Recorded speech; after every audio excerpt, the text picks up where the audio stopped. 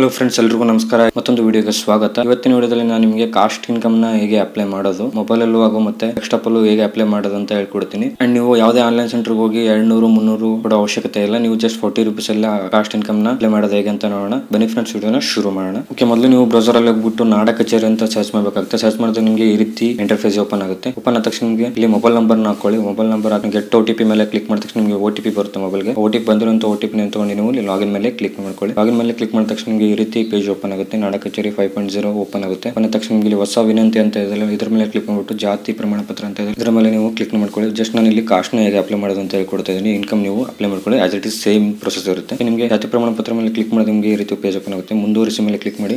ಪಡಿತರ ಚೀಟಿ ಸಂಖ್ಯೆ ಕೇಳುತ್ತೆ, ಇಲ್ಲಿ ಇಲ್ಲ ಅಂತ ನೀವು ಆಪ್ಷನ್ ಮೇಲೆ ಕ್ಲಿಕ್ ಮಾಡಿ ಮುಂದುವರಿಸಿ ಮೇಲೆ ಕ್ಲಿಕ್ ನ ಮಾಡ್ಕೊಳ್ಬೇಕಾಗುತ್ತೆ. ಕ್ಲಿಕ್ ಮಾಡಿದ ತಕ್ಷಣ ನಿಮಗೆ ಈ ರೀತಿ ಪೇಜ್ ಓಪನ್ ಆಗುತ್ತೆ. ನೀವು ಇಲ್ಲಿ ಆಧಾರ್ ಕಾರ್ಡ್ ನಂಬರ್ ನ ನೀವು ಎಂಟರ್ ಮಾಡಬೇಕಾಗುತ್ತೆ. ಯಾರು ಕಾಸ್ಟ್ ಇನ್ಕಮ್ ಅಪ್ಲೈ ಮಾಡ್ತಿದ್ರಲ್ಲ ಅವರ ಆಧಾರ್ ಕಾರ್ಡ್ ನೀವು ಇಲ್ಲಿ ಎಂಟರ್ ಮಾಡಬೇಕಾಗುತ್ತೆ. ನಾನು ಆಧಾರ್ ಕಾರ್ಡ್ ನಂಬರ್ ನಾನು ಇಲ್ಲಿ ಎಂಟರ್ ಮಾಡ್ತಾ ಇದ್ದೀನಿ. ಆಧಾರ್ ಕಾರ್ಡ್ ನಂಬರ್ ಎಂಟರ್ ಮಾಡಿದ ತಕ್ಷಣ ನೀವು ಇಲ್ಲಿ ಆಧಾರ್ ಕಾರ್ಡ್ ಅಲ್ಲಿ ಇರುವಂತ ನೇಮ್ ನ ನೀವು ಇಲ್ಲಿ ಎಂಟರ್ ಮಾಡಬೇಕಾಗುತ್ತೆ. ನೇಮ್ ಬಂದ್ಬಿಟ್ಟು ನಿಮಗೆ ಕನ್ನಡದಲ್ಲೇ ಎಂಟರ್ ಮಾಡಬೇಕಾಗುತ್ತೆ ಫ್ರೆಂಡ್ಸ್. ತುಂಬಾ ಕೇರ್ಫುಲ್ ಆಗಿ ಕನ್ನಡದಲ್ಲಿ as it is Aadhaar card ಅಲ್ಲಿ ಇರುವಂತ ನೀವು ಟೈಪ್ ನ ಮಾಡ್ಕೊಳ್ಳಿ. ನೇಮ್ ನ ಟೈಪ್ ಮಾಡಿದ ತಕ್ಷಣ ನಿಮಗೆ ಇಲ್ಲಿ ಸಬ್ಮಿಟ್ ಅಂತ ಕೆಳಗಡೆ ಆಪ್ಷನ್ ಇರುತ್ತೆ. ಸಬ್ಮಿಟ್ ಮೇಲೆ ನೀವು ಇಲ್ಲಿ ಕ್ಲಿಕ್ ನ ಮಾಡ್ಕೊಳ್ಳಿ. ಕ್ಲಿಕ್ ಮಾಡಿದ ತಕ್ಷಣ ನಿಮಗೆ ಈ ರೀತಿ ಪೇಜ್ ಓಪನ್ ಆಗುತ್ತೆ. ಈ ರೀತಿ ಪೇಜ್ ಓಪನ್ ಆದಾಗ ನಿಮಗೆ ಡಿಸ್ಟ್ರಿಕ್ಟ್, ತಾಲೂಕು ಮತ್ತೆ ಹೋಬಳಿನ ಸೆಲೆಕ್ಟ್ ಮಾಡ್ಕೊಳ್ಳಿ. ಮೇಲ್ಗಡೆ ಆಟೋಮೆಟಿಕ್ ಆಗಿ ಸೆಲೆಕ್ಟ್ ಆಗಿರುತ್ತೆ. ನೀವು ಬೇಕಾದ್ರೆ ತಪ್ಪಾಗಿದ್ರೆ ಸೆಲೆಕ್ಟ್ ಮಾಡ್ಕೊಳ್ಳಿ. ಸೆಲೆಕ್ಟ್ ಮಾಡಿದ ತಕ್ಷಣ ನಿಮಗೆ ಇಲ್ಲಿ ನೇಮ್ ನ ಕೇಳುತ್ತೆ, ನೇಮ್ ನ ಎಂಟರ್ ಮಾಡ್ಕೊಳ್ಳಿ. ಅಂಡ್ ಫಾದರ್ ನೇಮ್ ನ ಕೇಳುತ್ತೆ, ಫಾದರ್ ನೇಮ್ ಕೂಡ ಕನ್ನಡದಲ್ಲೇ ನೀವು ಎಂಟರ್ ಮಾಡ್ಕೋಬೇಕಾಗುತ್ತೆ. ಅಂಡ್ ಮದರ್ ನೇಮ್ ನ ಕೂಡ ನೀವು ಇಲ್ಲಿ ಕನ್ನಡದಲ್ಲೇ ನೀವು ಎಂಟರ್ ಮಾಡ್ಕೊಳ್ಳಿ. ಎಂಟರ್ ಮಾಡಿದ ತಕ್ಷಣ ನಿಮ್ಮ ವಿಳಾಸನ ನೀವು ಪರ್ಮನೆಂಟ್ ಅಡ್ರೆಸ್ ನ ನಿಮಗೆ ಕೇಳುತ್ತೆ. ಇಲ್ಲಿ ಕೆಳಗಡೆ ಪರ್ಮನೆಂಟ್ ಅಡ್ರೆಸ್ ನ ನೀವು ಇಲ್ಲಿ ಟೈಪ್ ಮಾಡ್ಕೊಳ್ಳಿ. ನಾನು ಇಲ್ಲಿ ಪರ್ಮನೆಂಟ್ ಅಡ್ರೆಸ್ ನ ಟೈಪ್ ಮಾಡ್ತಾ ಇದ್ದೀನಿ. ಕಾಸ್ಟ್ ಇನ್ಕಮ್ ಅಪ್ಲೈ ಮಾಡ್ತಾ ಇದ್ದೀನಿ. ಇಲ್ಲಿ ಬೇರೆ ಒಬ್ಬರು ನಾನು ತೋರಿಸೋ ಸಲುವಾಗಿ ನಾನು ಇಲ್ಲಿ ಟೈಪ್ ಮಾಡ್ತಾ ಇದ್ದೀನಿ. ನೀವು ಈ ರೀತಿ ಇಲ್ಲಿ ಪರ್ಮನೆಂಟ್ ಅಡ್ರೆಸ್ ನೀವು ಇಲ್ಲಿ ಟೈಪ್ ಮಾಡಬೇಕಾಗುತ್ತೆ. ಟೈಪ್ ಮಾಡಿದ ತಕ್ಷಣ ನಿಮಗೆ ಇಲ್ಲಿ ಈ ರೀತಿ ನೀವು ಪರ್ಮನೆಂಟ್ ಅಡ್ರೆಸ್ ಟೈಪ್ ಮಾಡಿದ ತಕ್ಷಣ ನಿಮಗೆ ಪಿನ್ ಕೋಡ್ ಕೇಳುತ್ತೆ. ಪಿನ್ ಕೋಡ್ ಮತ್ತೆ ನೀವು ಜಿಮೇಲ್ ನ ಎಂಟರ್ ಮಾಡಬೇಕಾಗುತ್ತೆ. ಜಿಮೇಲ್ ಹಾಗೂ ಜಿಮೇಲ್ ಮೊಬೈಲ್ ನಂಬರ್ ನೀವು ಎಂಟರ್ ಮಾಡಬೇಕಾಗುತ್ತೆ. ಜಿಮೇಲ್ ಎಂಟರ್ ಮಾಡಿದ ತಕ್ಷಣ ನಿಮಗೆ ಇಲ್ಲಿ ಗೆಟ್ OTP ಮೇಲೆ ಕ್ಲಿಕ್ ಮಾಡ್ಕೊಳ್ಳಿ. ಮೊಬೈಲ್ ನಂಬರ್ ಕೂಡ OTP ಮೇಲೆ ಕ್ಲಿಕ್ ಮಾಡ್ಕೊಳ್ಳಿ. ಮೊಬೈಲ್ ನಂಬರ್ ಬಂದು ಜಿಮೇಲ್ ಬಂದು OTP ಬರುತ್ತೆ. OTP ನ ನೀವು ಇಲ್ಲಿ ಎಂಟರ್ ಮಾಡಬೇಕಾಗುತ್ತೆ. ಇದು ನೀವು ಅಪ್ಡೇಟ್ ಗೈಸ್, ನೀವು ಅಪ್ಡೇಟ್ ಕಂಪಲ್ಸರಿ OTP ಹಾಕಲೇಬೇಕು. OTP ಹಾಕಿದ ತಕ್ಷಣ ನಿಮಗೆ ಇಲ್ಲಿ ಮುಂದುವರಿಸಿ ಮೇಲೆ ಕ್ಲಿಕ್ ಮಾಡ್ಕೊಳ್ಳಿ. ಕ್ಲಿಕ್ ಮಾಡಿದ ತಕ್ಷಣ ನಿಮಗೆ ಈ ರೀತಿ ಪೇಜ್ ಓಪನ್ ಆಗುತ್ತೆ. ನೀವು ಇಲ್ಲಿ ಕಾಸ್ಟ್ ನ ಸೆಲೆಕ್ಟ್ ಮಾಡ್ಕೋಬೇಕಾಗುತ್ತೆ.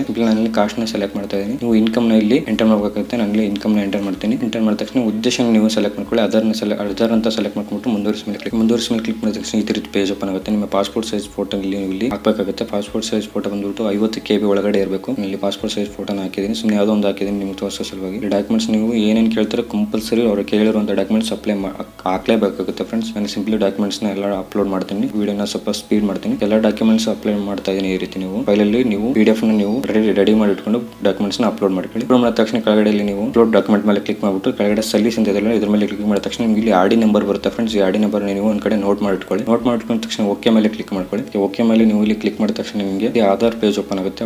ಕೆಳಗಡೆ ಸ್ಕ್ರೋಲ್ ಮಾಡ್ಬಿಟ್ಟು ಇಲ್ಲಿ ಈ ಸೈನ್ ಗೆ ಮುಂದುವರಿಸಿ ಅಂತ ಇದೆ, ಈ ಆಪ್ಷನ್ ಮೇಲೆ ನೀವು ಕ್ಲಿಕ್ ಮಾಡ್ಕೊಳ್ಳಿ. ಕ್ಲಿಕ್ ಮಾಡಿದ ತಕ್ಷಣ ನಿಮಗೆ ಆಧಾರ್ ನಂಬರ್ ಎಂಟರ್ ಮಾಡಿ ಅಂತ ಕೇಳುತ್ತೆ. ಆಧಾರ್ ನಂಬರ್ ಎಂಟರ್ ಮಾಡಿ ಆಧಾರ್ ಕಾರ್ಡ್ಗೆ ಮೊಬೈಲ್ ನಂಬರ್ ಲಿಂಕ್ ಇರುತ್ತಲ್ಲ ಆ ನಂಬರ್ಗೆ ನೀವು ಇಲ್ಲಿ OTP ಬರುತ್ತೆ. OTP ನೀವು ಕಂಪಲ್ಸರಿ ಹಾಕ್ಲೇಬೇಕು. ಅಂಡ್ OTP ನೀವು ಇಲ್ಲಿ ಎಂಟರ್ ಮಾಡಿದ ತಕ್ಷಣ ಗೆಟ್ OTP ಮೇಲೆ ಕ್ಲಿಕ್ ಮಾಡಿಬಿಟ್ಟು OTP ಎಂಟರ್ ಮಾಡ್ಕೊಳ್ಳಿ. ಆಟೋಮೆಟಿಕ್ ಆಗಿ ಅದು ಫ್ಯಾಕ್ಚರ್ ಆಗುತ್ತೆ. ಫ್ಯಾಕ್ಚರ್ ಆದ ತಕ್ಷಣ ನಿಮ್ಮ ಕಾಸ್ಟ್ ಇನ್ಕಮ್ ಬಂದ್ಬಿಟ್ಟು ಪ್ರೊಸೆಸ್ ಬಂದು ಇಲ್ಲಿ ಪೇಮೆಂಟ್ ಕೇಳುತ್ತೆ. 40 ರೂಪೀಸ್ ಪೇಮೆಂಟ್ ಇರುತ್ತೆ. ಪೇಮೆಂಟ್ ಮಾಡಿದ ತಕ್ಷಣ ನಿಮಗೆ ಅಲ್ಲಿ RD ನಂಬರ್ 2 ಇಲ್ಲ 3 ದಿವಸದಲ್ಲಿ ನಿಮ್ಮ ಕಾಸ್ಟ್ ಇನ್ಕಮ್ ನಿಮ್ಮ ಲಾಗಿನ್ ಅಲ್ಲೇ ಸಿಗುತ್ತೆ. ಫ್ರೆಂಡ್ಸ್, ಈ ವಿಡಿಯೋ ಏನಾದರೂ ನಿಮಗೆ ಇಷ್ಟ ಆದರೆ ಈಗಲೇ ವಿಡಿಯೋ ಒಂದು ಲೈಕ್ ಮಾಡಿ, ಚಾನಲ್ ಏನಾದರೂ ಹೊಸಬರಿದ್ರೆ ಸಬ್ಸ್ಕ್ರೈಬ್ ಆಗಿ ಅಂತ ಹೇಳ್ತಾ ಮತ್ತೆ ಸಿಗ್ತೀನಿ ಮುಂದಿನ ವಿಡಿಯೋದಲ್ಲಿ. Good bye.